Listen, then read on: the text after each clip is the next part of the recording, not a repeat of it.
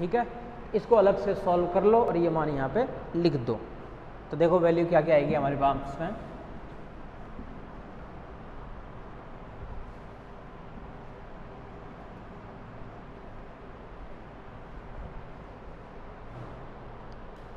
यहाँ से देखो 2 और माइनस का 4 या माइनस का 2 प्लस 8/3 प्लस 32/15 और प्लस 4/3, ये टोटल तो आ जाएगा 15 माइनस का 30 प्लस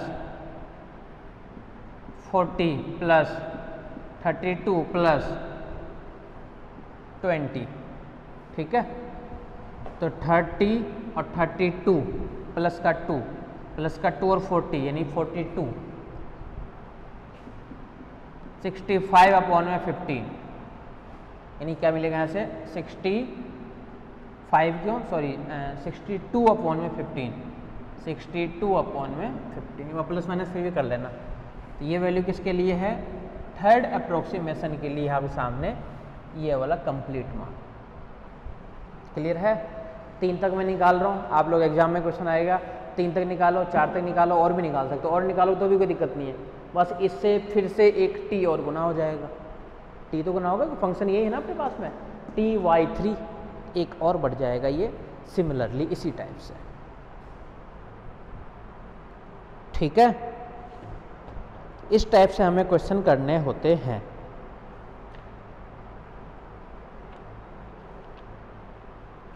आ जाओ नेक्स्ट पे।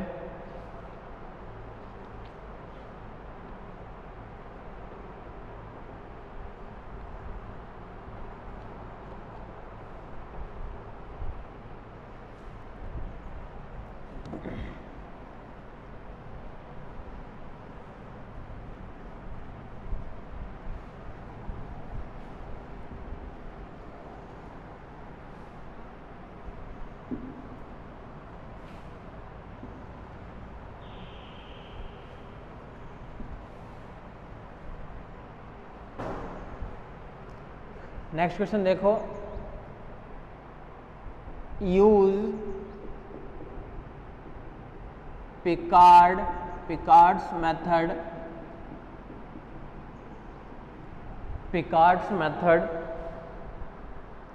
टू अप्रोक्सीमेट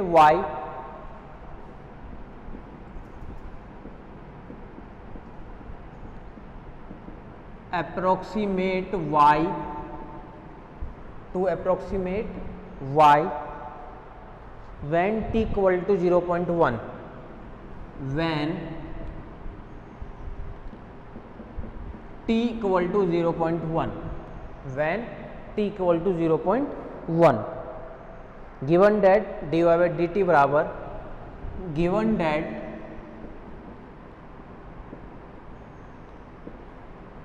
dy अपॉन में dt equal to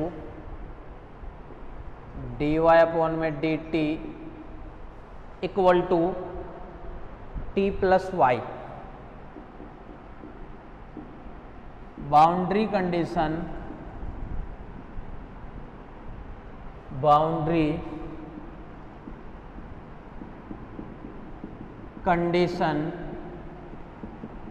y0 equal to 0, compare the result. देखो साथ में और क्या पूछ रखा है इसमें, compare the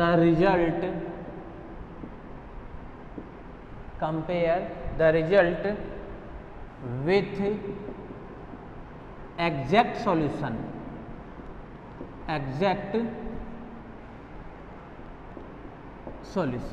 compare the result with exact value या एग्जैक्ट सॉल्यूशन। ये सामने आपके सामने क्वेश्चन दे रखा है। इसमें एक चीज़ एक्स्ट्रा ये पूछना चाह रहा है ये कि पहले सॉल्व तो करना ही है और सॉल्व भी करना है t बराबर 0.1 के लिए, साथ में आपको क्या करना है, कंडीशन ये दे रखा है कि जो इससे निकालोगे ना न्यूमेरिकल सॉल्यूशन, वो इसके कंपेयर करना है एग्जैक्ट सॉल्यूशन से।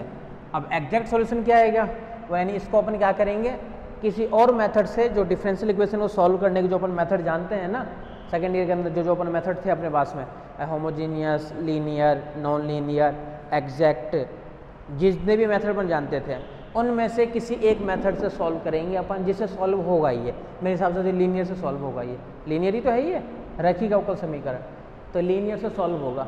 तो लीनियर से अपन सॉल्व करेंगे, उससे भी आंसर निकालेंगे और इस वाले से भी आंसर निकालेंगे और दोनों को अपन कंपेयर करेंगे, कंपेयर करके बताएंगे इतना डिफरेंस है, जो भी आएगा मान अपने पास में। ठीक है, सॉल्यूशन पे देखो, हेयर गिवन डिफरेंशियल इक्वेशन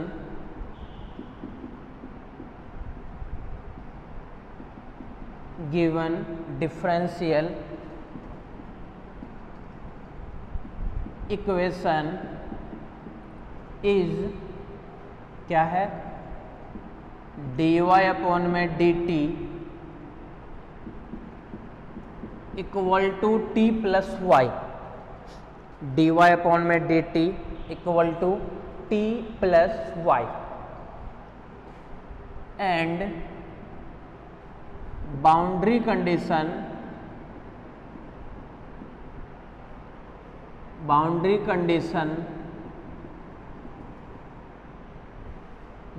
क्या दी हुई है आपका इसमें, t0 equal to 0 and y0 equal to 0, t0 equal to 0, y0 equal to 0, ये है आपका सामने बाउंड्री कंडीशन। ठीक है, सबसे पहले पिकार्ड मेथड यूज में लेना है अपने को। वी नो दैट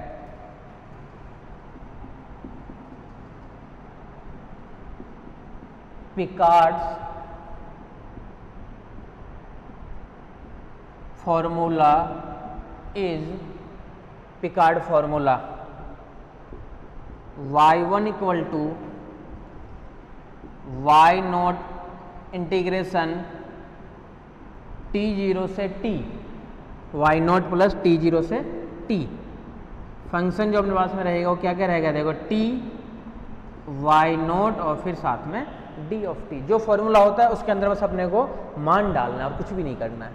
ठीक है, यानी y1 इक्वल टू y0 तो 0 खत्म हो चुका है, इंटीग्रेशन t0 यानी 0 से t, फंक्शन में t तो t रहेगा, y की जगह बनेगा y0, तो t तो रहेगा t प्लस y की जगह बनेगा y0 और प्लस का dt, यानी 0 से लेकर के t,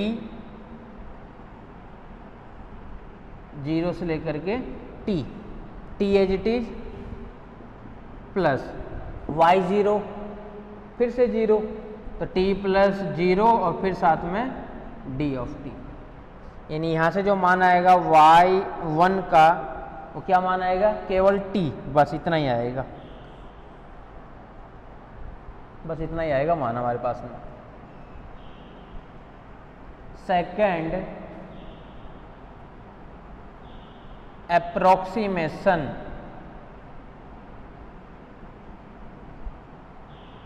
अप्रोक्सीमेशन, यानी y2 equal to y0 plus integration t0 to t f t y1 और फिर साथ में d ऑफ t, ये लगा दिए फॉर्मूला, किसके लिए, सेकेंड अप्रोक्सीमेशन के लिए।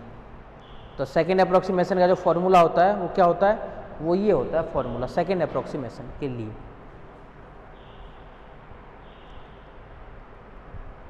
ठीक है, चलें सॉल्यूशन पे।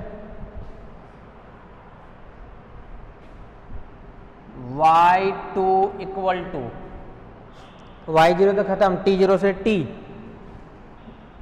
0 टू t, फंक्शन में t तो रहेगा t एज टी, y की जगह बनेगा y1, t तो रहेगा t प्लस y बनेगा y1 और dt इक्वल टू 0 से t, t प्लस y1 भी t,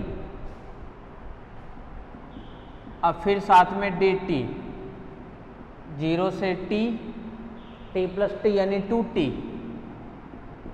फिर साथ में डी टी, तो T square by two in y2 का जो मान निकलेगा वो क्या निकलेगा, 2 तो बाहर है एज इट इज, 0 से t, t of d t equal to 2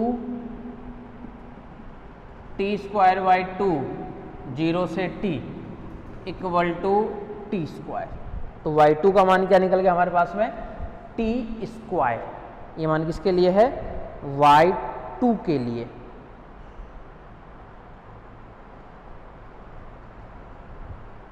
ठीक है, y1 का मान क्या निकला था हमारे पास में, t, और इसका क्या निकला है हमारे पास में, टी स्क्वायर बाई 2।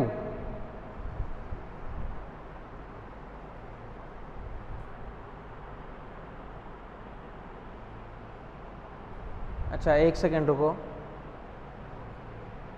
कुछ गलत कर दी यहाँ पे। सेकेंड वाला जो अपन निकाले हैं ना, देखो फर्स्ट वाले के अंदर पर मान जो निकाले थे ना, y1 बराबर t, वो t नहीं आएगा। क्यों नहीं आएगा, क्योंकि t plus y zero, t तो है ही पहले से, t का इंटीग्रेशन करेंगे तो मिलेगा टी स्क्वायर बाई 2, तो ये मिलेगा टी स्क्वायर बाई 2, इसको सही कर लेना, ये मिलेगा टी स्क्वायर बाई 2। सेकेंड का फॉर्मूला सही है, तो यानी y2 इक्वल टू, डायरेक्ट लिख देता हूँ अब, तो यहाँ से क्या है, 0 से लेकर के t प्लस y1 और फिर साथ में d of t equal to 0 से t एज इट इज, और t plus t square by 2, यहाँ से ये है t plus t square by 2 और फिर साथ में d ऑफ t, ये है यहाँ से t plus t square by 2 और फिर साथ में d ऑफ t। ठीक है, यानी y2 का मान यहाँ से क्या निकलेगा, y2 सेकेंड अप्रोक्सीमेशन, t का मिलेगा टी स्क्वायर बाई 2 यहाँ से, और टी स्क्वायर का क्या मिलेगा, टी क्यूब अपॉन में 6, ये मान निकलेगा y2 का। इसको सही कर लेना एक बार, ये टी स्क्वायर बाई 2 था, इसको अपन गलती से लिख दिए थे। ये थर्ड अप्रोक्सीमेशन में चलते हैं। अब थर्ड अप्रोक्सीमेशन,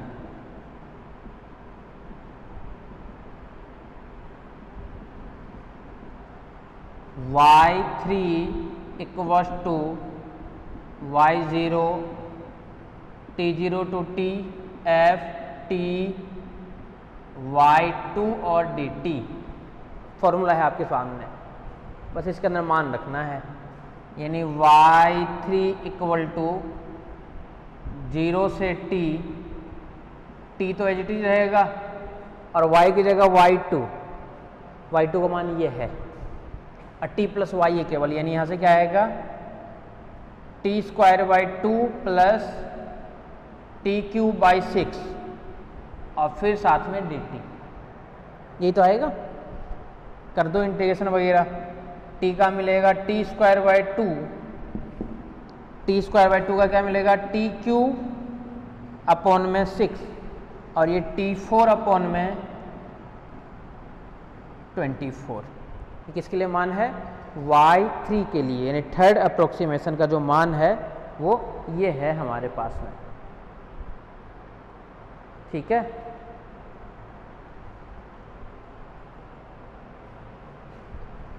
एक और निकाल लेते हैं फोर्थ भी इसके अंदर, y4 equal to fourth approximation,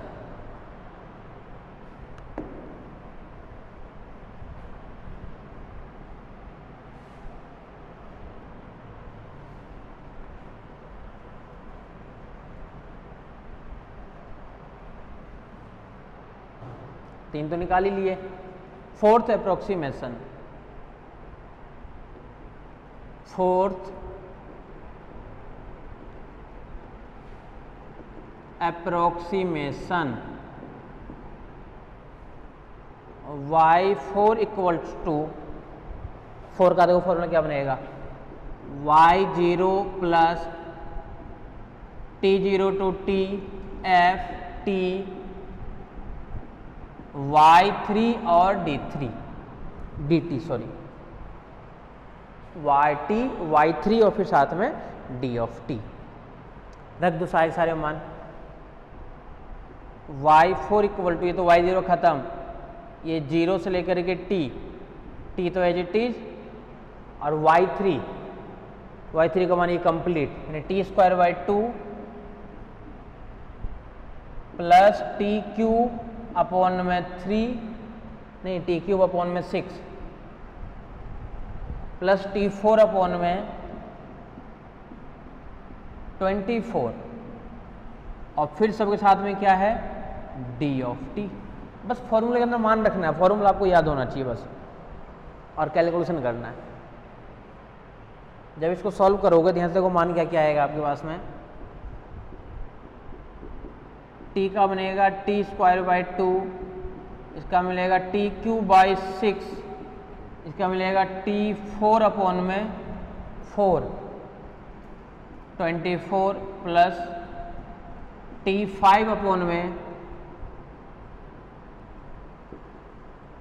1 2 0, और लिमिट रहेगी आपके पास में 0 से लेकर के t। तो कोई फर्क नहीं पड़ेगा, t की जगह t रखोगे ना पूरा फिर से ही आ जाएगा, यानी y4 इक्वल टू का जो मान आएगा आपके पास में वो मिलेगा t² 2 plus t³ 6 plus t4 24 plus t5 upon में 120। ये किसके लिए मान है, y4 के लिए। ठीक है, किस पे निकालना था हमें, t बराबर 0.1 पे हमें निकालना था मान, t बराबर 0.1 पे निकालना था मान हमें। 10 8 t equal to 0.1 then y equal to, अब बात रही है t का मान 0.1 किस में रखें, 4 में रखें, 3 में रखें, 2 में रखें, 1 में रखें, मतलब कहीं भी रखो ना ये मान लगभग समान ही देगा, क्योंकि पावर 3 पावर 4 इतने बड़े बड़े से जब डिवाइड कर रहे हो तो और कम हो जाएगा, और कम होगा ना मान, तो मान कम ही आएगा पास में। लेकिन कोशिश करो कि हमेशा सबसे लास्ट वाले के अंदर रखो मान आप लोग, जब सबसे लास्ट वाले के अंदर पुट करोगे तो 0.0051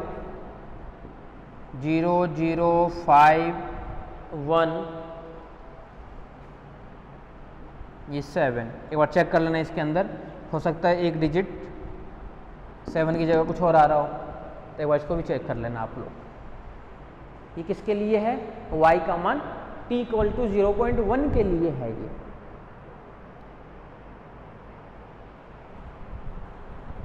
t इक्वल टू 0.1 के लिए है ये। ठीक है, ये तो हो गया ये वाला सॉल्यूशन।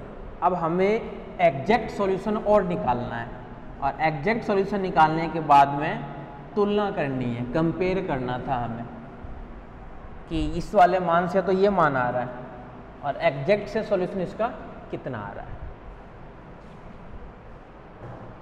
आया हुआ क्वेश्चन ये एग्जाम में ध्यान रखना कि दोनों पोर्शन है ना इसके अंदर। 10 we find exact value of the given differential equation we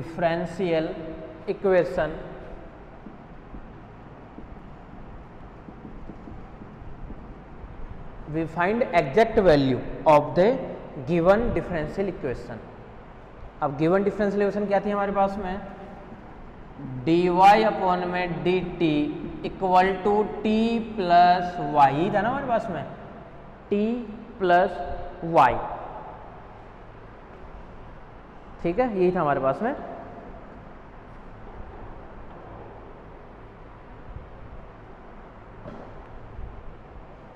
ठीक है, हमें इसको सॉल्व करना है, एग्जैक्ट मान और निकालना है। तो एग्जैक्ट मान निकालने के लिए अब जो गिवन इक्वेशन है इसको लीनियर इक्वेशन है क्या,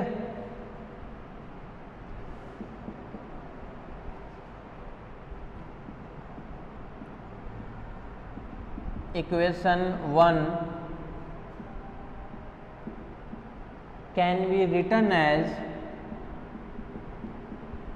कैन बी रिटन एज, इसको अपन ये भी लिख सकते हैं क्या, डी वाई अपॉन में d T minus y equal to t. आपको याद हो तो d y by d x एक फॉर्म थी हमारे पास में, डी वाई अपॉन में डी ऑफ एक्स प्लस का p y equal to q. P और क्यू क्या होता था हमारे पास में, फंक्शन ऑफ एक्स का। पूरी इक्वेशन में वाई केवल एक बार, तो पूरी इक्वेशन में वाई केवल एक बार है, बस यहाँ पे एक्स का काम कर रहा है टी, एक्स का काम कर रहा है यहाँ पे टी। तो ये जो इक्वेशन है कौन सी इक्वेशन है, linear differential equation.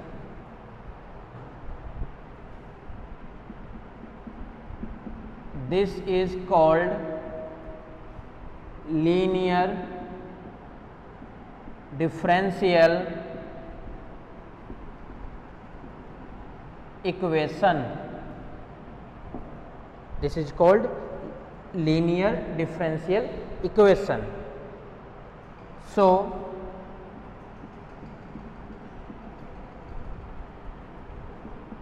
firstly we find, अगर लीनियर है तो क्या फाइंड करना पड़ेगा, I F, integrating factor.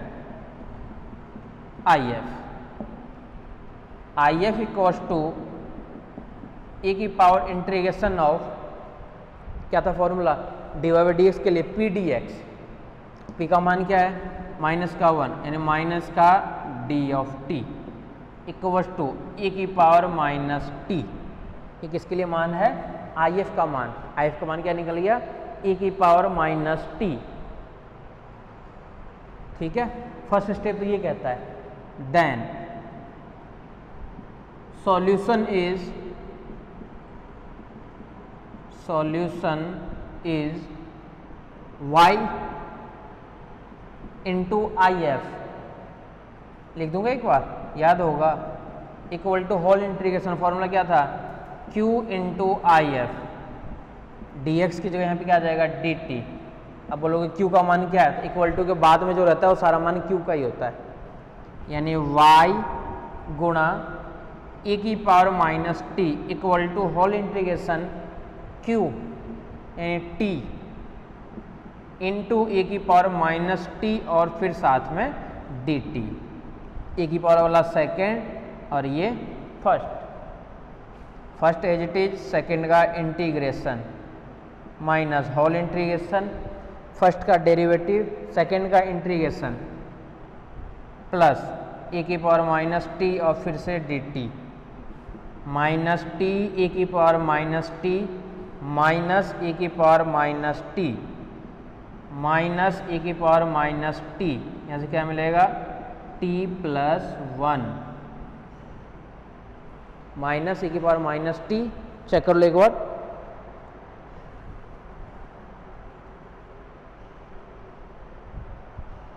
Minus e की power minus T 1 plus T. ठीक है, और इंटीग्रेशन कर रहे हैं तो लास्ट में एक आपको पता हो तो कांस्टेंट भी आता था, वो मिल गया प्लस का सी।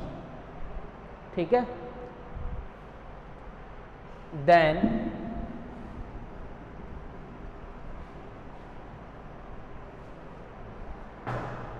y इक्वल टू ए की पावर माइनस टी की पावर माइनस टी के साथ में कैंसिल कर देगा, यहाँ पे क्या बचेगा माइनस का t प्लस 1, भाई एक मान तो कैंसिल कर देगा ना, प्लस c के साथ में c e की पावर माइनस टी अपॉन में आएगा, ऊपर चल जाएगा तो बनेगा e की पावर t। ये मिला हमारे पास में y का मान, ये मिला हमारे पास में y का मान। सबसे पहले तो अब c का मान निकालना है, ये y की जगह क्या है, किसका मान है, एक तरीके से yt का मान है, ध्यान रखना सॉल्यूशन ये होता है ना। नाउ वी अप्लाई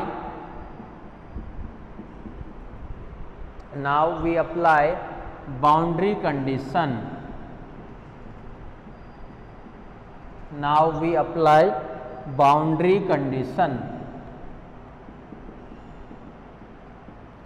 कंडीशन क्या थी हमारे पास में, y 0 इक्वल टू 0, तो पूरे का मान तो 0 equal to t v 0 minus का 1 t v 0 equal 0 plus 1 plus का c, यानी c का मान आ गया हमारे पास में 1। देन y का मान क्या बच गया, 1 हो गया, तो माइनस का t प्लस 1 प्लस e की पावर t, ये मिला हमारे पास में y का मान, c का मान निकालने के बाद में। ठीक है,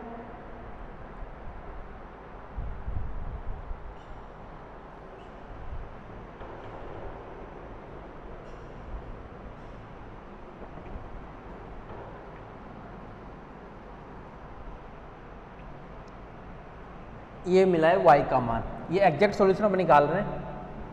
अब t का मान किससे पूछ रहा था? 0.1 पे पूछ रहा था।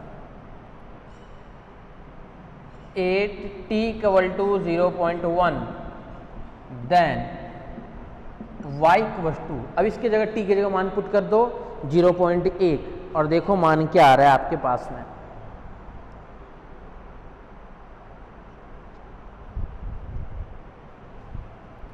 जीरो 0.00517 रख के देख लेना, यही मान आएगा फिर से, यही मान आएगा फिर से। जरूरी नहीं है कि दोनों के दोनों सेम आए, पॉइंट का हो सकता है 3 तक भी सेम रहे, बाकी सेम नहीं हो, लेकिन लगभग समान आएगा। ठीक है, इसके अंदर कैलकुलेशन में लग रहा है शायद ये 517 नहीं होगा, कुछ और होगा, तो इसको एक बार सही कर लेना, चेक करके कैलकुलेटर में रख करके देख लेना मान क्या। ठीक है, तो लगभग जो मान है ना वो समान आना चाहिए। इसका अंदर क्या हुआ कि कभी कभी क्वेश्चन में ये भी ऐड कर देता है, आपको टेलर्स ये फॉर्मूला तो लगाना ही पिकार्ड मेथड को सॉल्व करने के बाद में इसके एग्जैक्ट सॉल्यूशन निकाल करके कंपेयर भी करना है, एग्जैक्ट सॉल्यूशन निकाल करके कंपेयर भी करना है आपको। ठीक है, तो कई बार ये भी पूछ लेता है साथ में।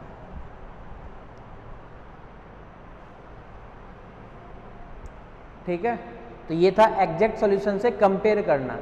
ये एग्जैक्ट सॉल्यूशन किसी के साथ में भी ऐड कर सकता है, किसी के साथ में दे देगा कि कंपेयर करो एग्जैक्ट सॉल्यूशन से, कंपेयर करो एग्जैक्ट सॉल्यूशन से, तो ये किसी के साथ में भी दे सकता है, ध्यान रखना।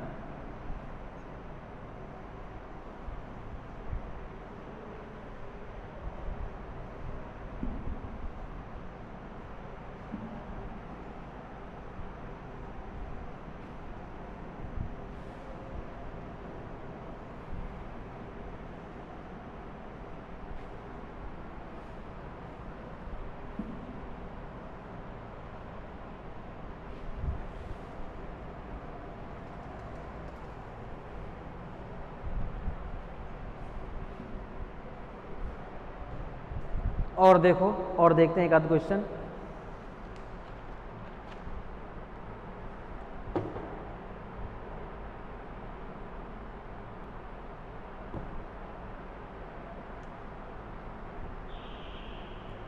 यूज पिकार्ड मेथड कर लो ना सारे क्वेश्चन, एक और देख लेते हैं। चलो, use Picard's method, use Picard's method to approximate the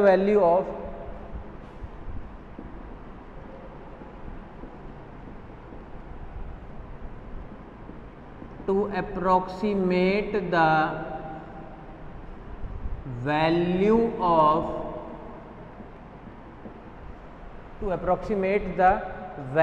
of y when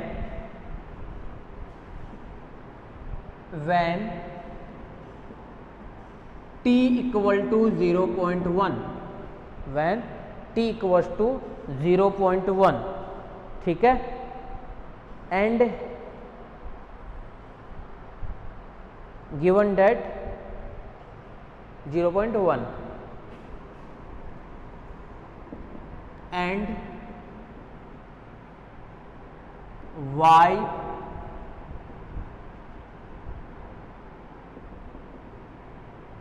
satisfied the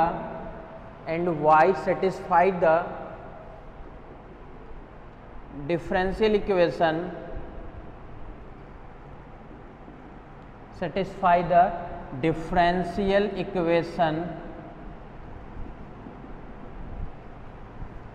dy upon में d of t equals to 3t plus Y square, 3t plus का वाई स्क्वायर, ठीक है, and boundary condition, boundary condition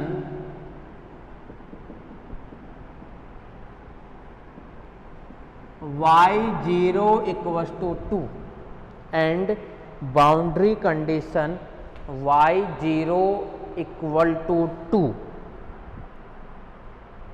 y0 equal to 2 नहीं, sorry यहाँ पे 1 है, 2 भी रहेगा तो भी कोई दिक्कत नहीं है, कुछ भी हो सकता है वो तो, ठीक है। Boundary condition y0 equal to 1, ये आपके सामने क्वेश्चन है, ठीक है। अब इसको हमें सॉल्व करना है, फिर से वही चीज़ है,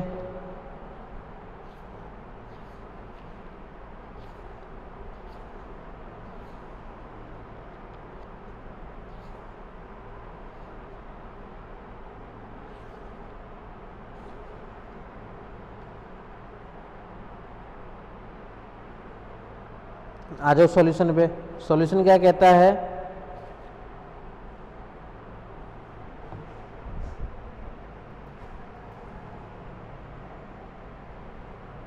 ठीक है, सॉल्यूशन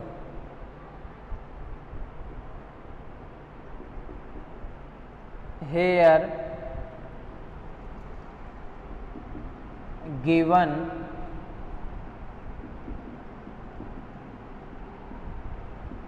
डिफरेंशियल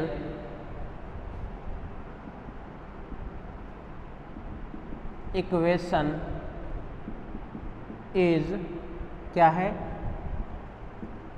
dy अपॉन में dt, ये जो गिवन है वो लिख रहे हैं अभी केवल, 3t plus Y square, 3t plus Y square, ये हमारे पास में क्या है, गिवन है डिफरेंशियल इक्वेशन 3t प्लस का वाई स्क्वायर, ठीक है। अब जो हमें जो सॉल्व करना है उस पे आ जाओ, एंड बाउंड्री कंडीशन भी गिवन है वो भी लिख दो, and boundary condition, boundary condition, boundary condition क्या हमारे पास में, t0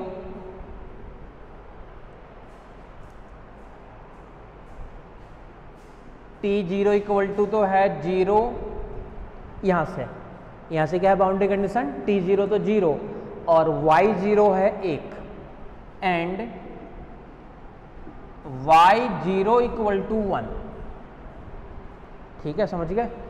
तो जो हमारे पास में दिया हुआ है उसी को बस अपन लिख रहे हैं, जो दिया हुआ है अपने पास में उसी को अपन एज इट इज नोट कर रहे हैं, बस कुछ भी चेंज नहीं कर रहे हैं।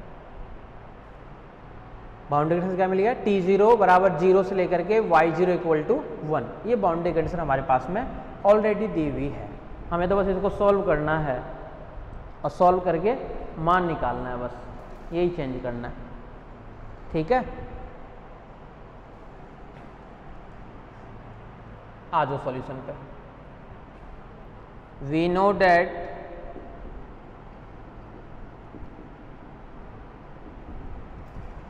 Picard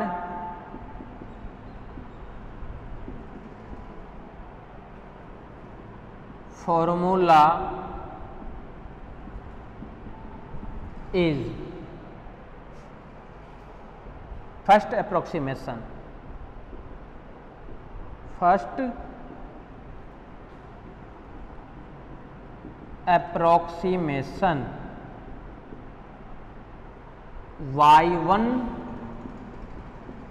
equals to y0 plus t0 to t f t और फिर से y0 और फिर से d ऑफ t, ये फॉर्मूला आ गया फर्स्ट अप्रोक्सीमेशन के लिए,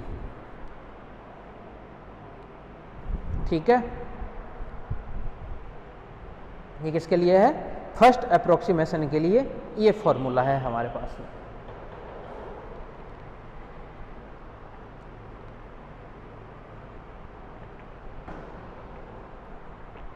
वैल्यू रखना है बस।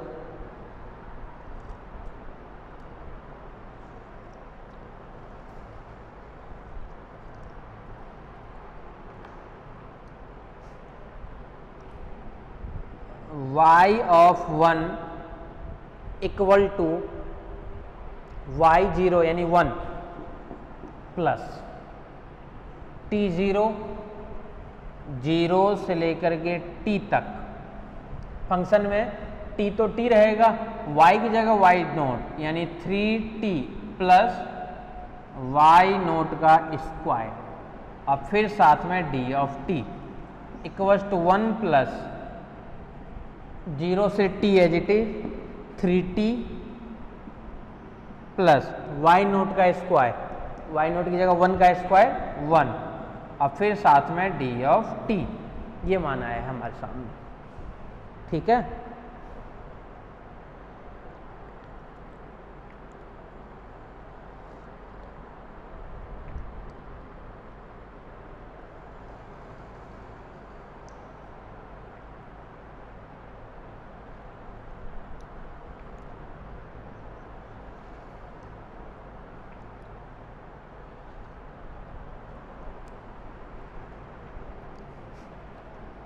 रखो यहाँ से मान y1 equal to integration 1 plus 3t का इंटीग्रेशन 3t स्क्वायर बाई 2 और 1 का t, लिमिट्स रहेगी 0 से t, लेकिन कोई फर्क नहीं पड़ेगा।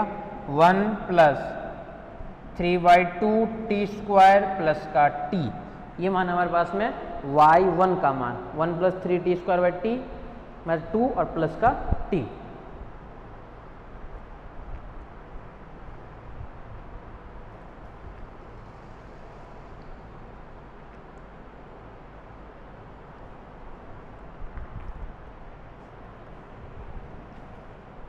सेकेंड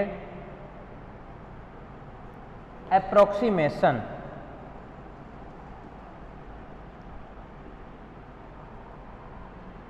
सेकेंड अप्रोक्सीमेशन फॉर्मूला किसके लिए बन जाएगा, y2 equal to y0 plus t0 to t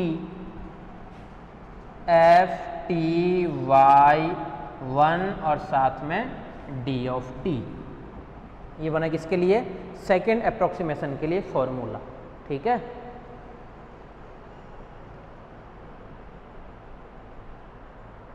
सारी वैल्यू हमें पुट करनी है बस।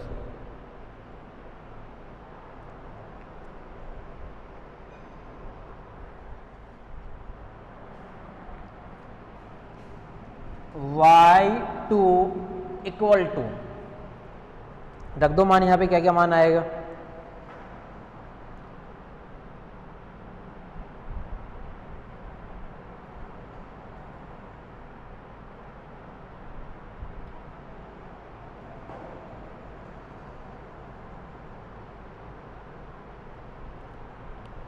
y0 का मान तो है 1 प्लस इंटीग्रेशन 0 से t, y की जगह y1 रखना है।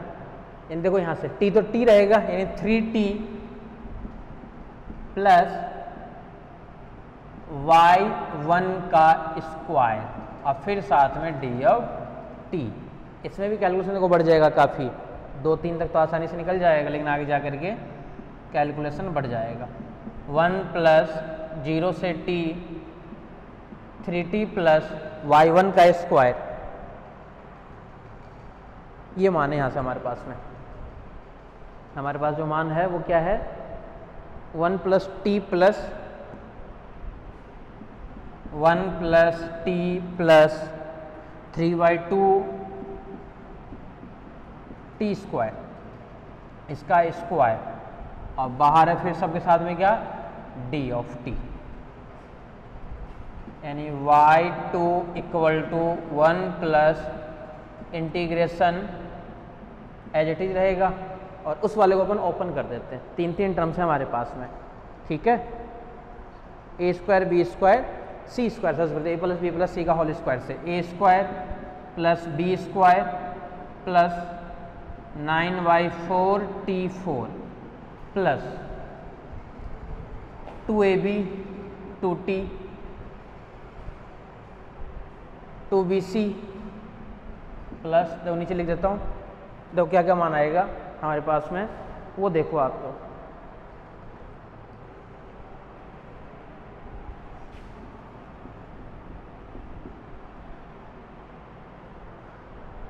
टू बी सी, 2 से 2 cancel, BC plus 2CA 2CA 2 से 2 कैंसिल, यानी 3T स्क्वायर।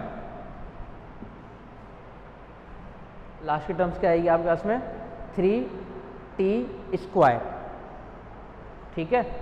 अब फिर साथ में D ऑफ T, ये होता है A square B square C square plus 2AB plus 2BC plus का 2CA, और साथ में D of T as it is रहेगा। रख दो मान इनकी जगह, y2 equal to 1 plus integration भी 3t का मिलेगा 3t स्क्वायर अपॉन में 2 प्लस यहाँ से 1 का जो मान रहेगा वो क्या मिलेगा, t स्क्वायर का मिलेगा t क्यूब अपॉन में 3 प्लस ये 9t5 अपॉन में 20, 2t स्क्वायर बाई 2, 2 से 2 कैंसिल हो जाएगा, यहाँ से बचेगा केवल t स्क्वायर, यहाँ से क्या मिलेगा 3t4 अपॉन में 4, t4 अपॉन में 4 प्लस t क्यूब अपॉन में 3 तो कैंसिल हो जाएगा, और 0 से t कोई मतलब नहीं, 0 से t लेकर के फिर से वही मान आ जाएगा, यानी y2 का मान देखो क्या क्या मिलेगा 1 प्लस t कहाँ कहाँ पे है, केवल एक जगह है t प्लस का t plus t square 3t square by 2, एक साथ लिख लो 3t स्क्वायर बाई 2, और t स्क्वायर कहाँ पे है, यहाँ पे, और है प्लस का t square 2 3t square plus 2t square, तो 5 बाई 2 t स्क्वायर, ठीक है।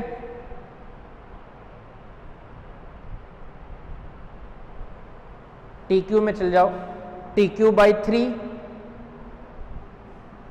और प्लस टी क्यू, यानी 3t क्यूब प्लस 3 यानी 4t cube, 4t cube upon में 3 प्लस t4 वाली टर्म्स क्या है 3t4 अपॉन में 4, ये वाली टर्म्स, और t5 वाली टर्म्स कहाँ है 9 बाई 20 t5, ये मान निकला हमारे पास में y2 का। खुद ही बताओ y3 का निकाल पाओगे इसके लिए, जब y2 इतना कॉम्प्लिकेटेड बन गया तो इसका फिर से स्क्वायर निकाल तो लोगे, लेकिन निकालते निकालते ही मर जाओगे, ऐसे मान लो।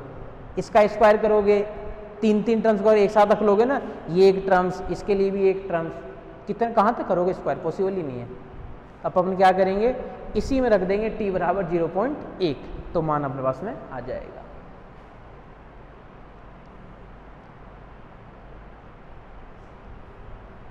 यहीं भी रख देता हूं,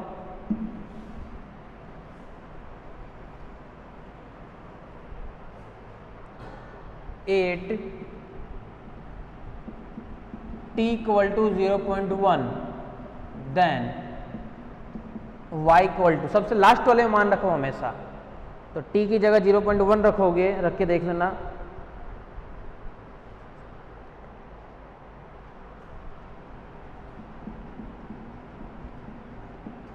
ये मान आएगा 1.1264। अब ये मत समझना कि ये 1 से कैसे मान आ गया, कि y0 का मान तो 1 था ना, तो 1 से तो ज़्यादा ही आएगा, जिसमें 0 मान दिया रहता था ना, उसके अंदर अपन एक ऐड करके लिखते थे, इसके अंदर जो मान आएगा यही आएगा 1.1264। क्लियर है।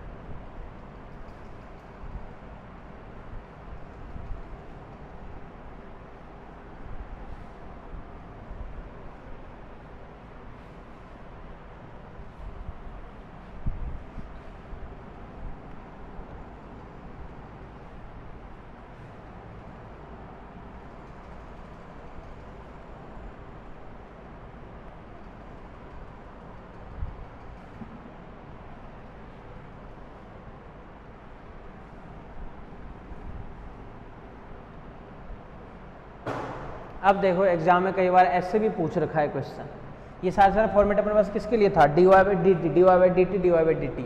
अब एग्जाम में देखो कई बार ऐसा भी पूछ लेता है, use Picard's method, use Picard's method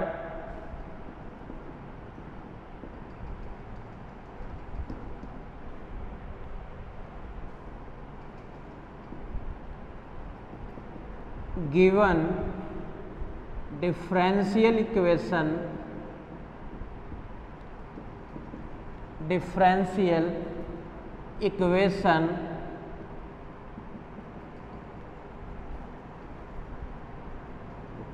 dy upon में d of x equals to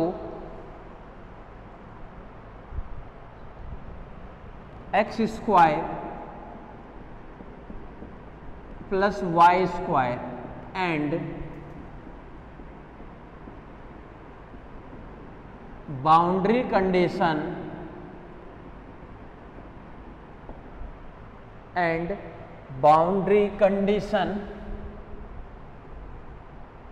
y0 equal to 1,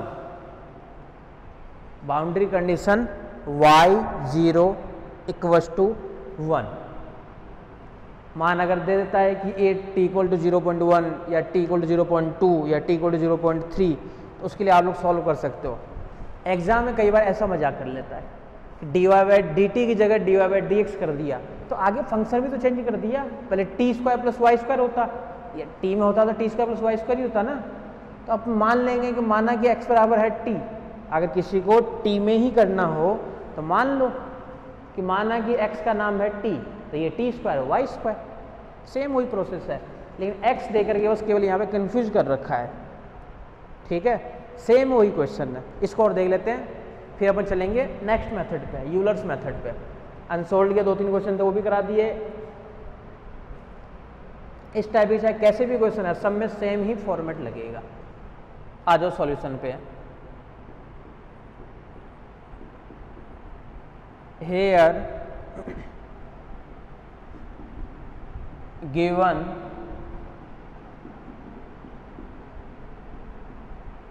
differential equation is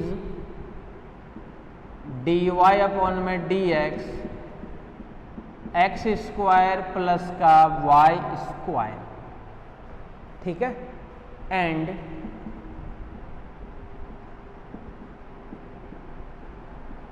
boundary condition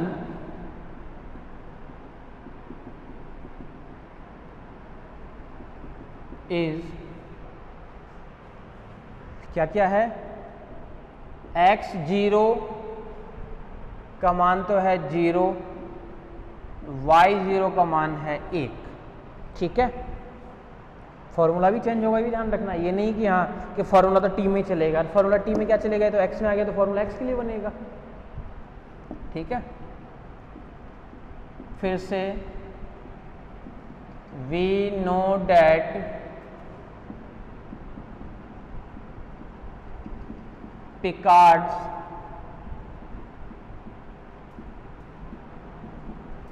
formula is, अब ध्यान से देखना फॉर्मूला पिकार्ड का फर्स्ट अप्रोक्सीमेशन के लिए लिख दो, फर्स्ट अप्रोक्सीमेशन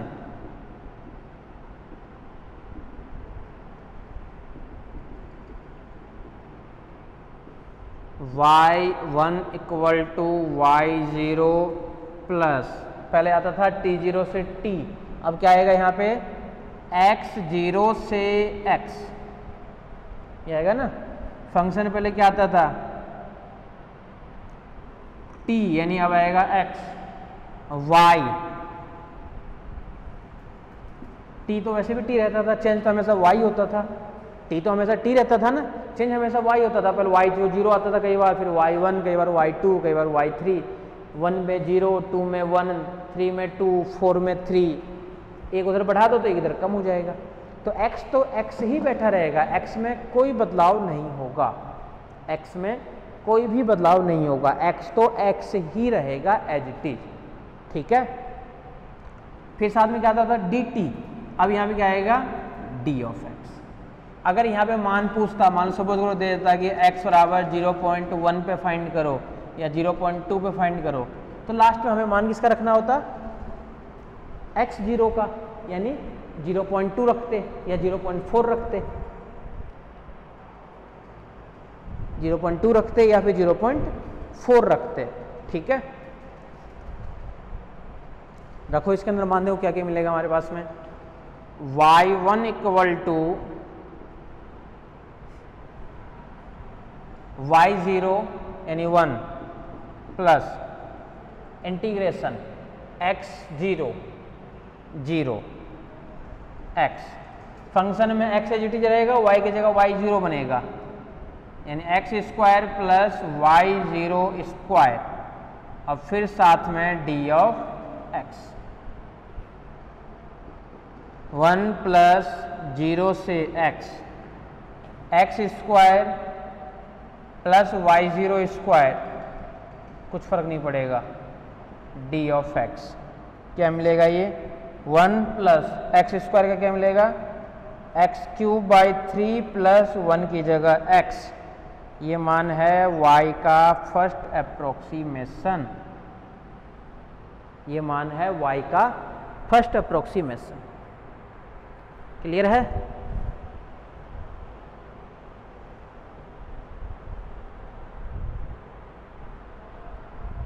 अब आ जाओ सेकेंड वाले पे, सब कुछ सेम, बस फॉर्मूला यहां पे चेंज हो गया।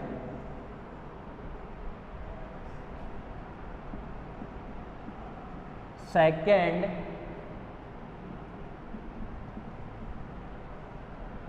approximation is, second approximation is y2 equal to क्या क्या मिलेगा यहाँ से, 1 y0 प्लस इंटीग्रेशन किस किस के लिए, x0 से x, फंक्शन में x तो x रहेगा और y की जगह आ जाएगा y1, सब में वही सेम ही फॉर्मेट लगता है, किसी में भी अलग नहीं है, सब में सेम ही फॉर्मेट लगाना है। ठीक है,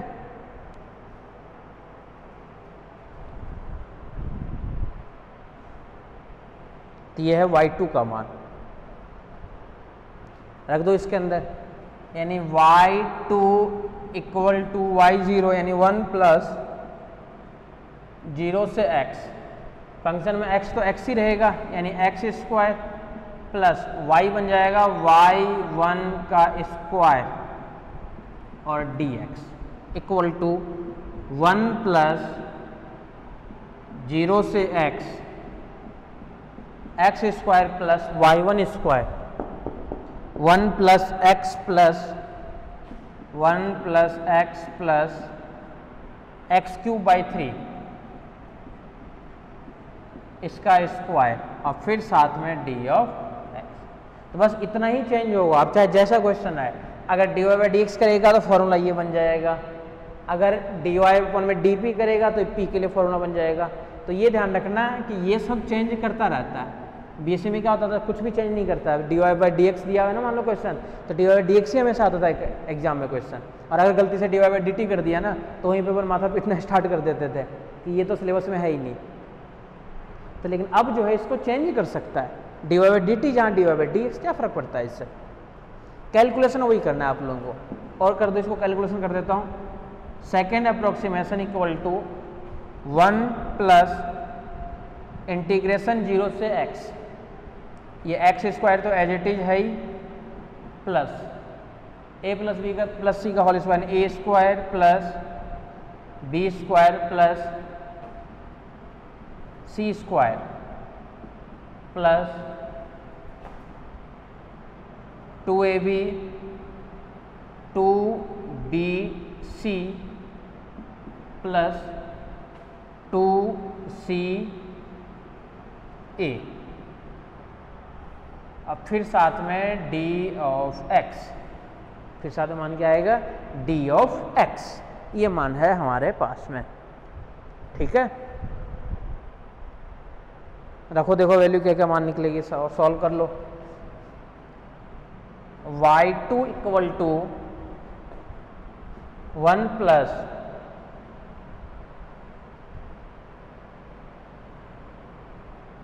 इंटीग्रेशन चलो बाद में करेंगे, पहले इसको और थोड़ा सही फॉर्मेट में लिख लो।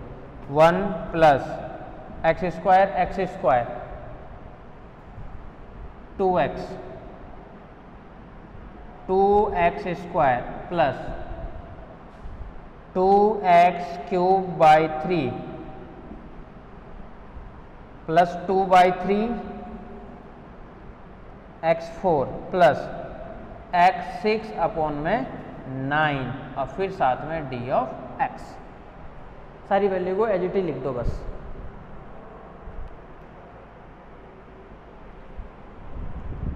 ठीक है, सारे मान को बस एज इट इज लिख दिए अपन।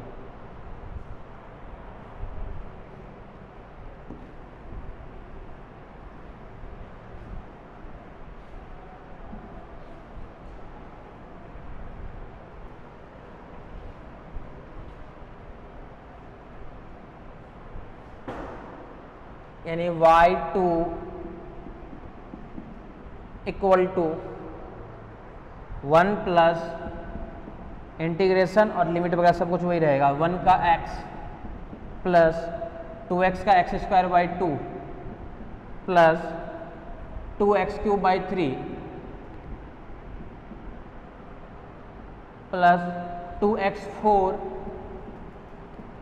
अपॉन में 4 और 3 यानी 12 प्लस 2x5 अपॉन में 15, 2x5 अपॉन में 15 प्लस x7 अपॉन में 63।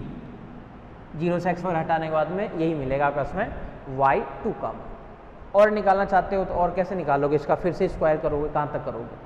अगर x का मान पूछता है 0.1 या 0.2 या 0.3 तो इसके अंदर मान रख देते तो उसका मान भी निकल जाता।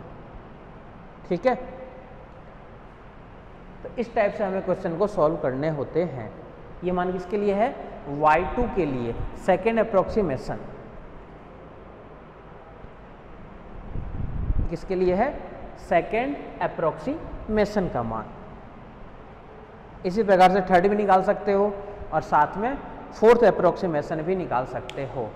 सेकेंड भी निकाल लो, थर्ड भी निकाल लो और फोर्थ भी निकाल लो।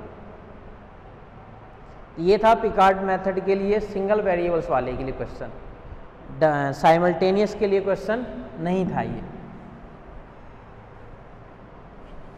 इसमें ही मान रख दोगे तो कौन सा मान निकल जाएगा, 0.1 रखोगे तो 0.1 के लिए, 0.2 रखोगे तो 0.2 के लिए, 0.3 के लिए तो 0.3, 0.4 तो 0.4।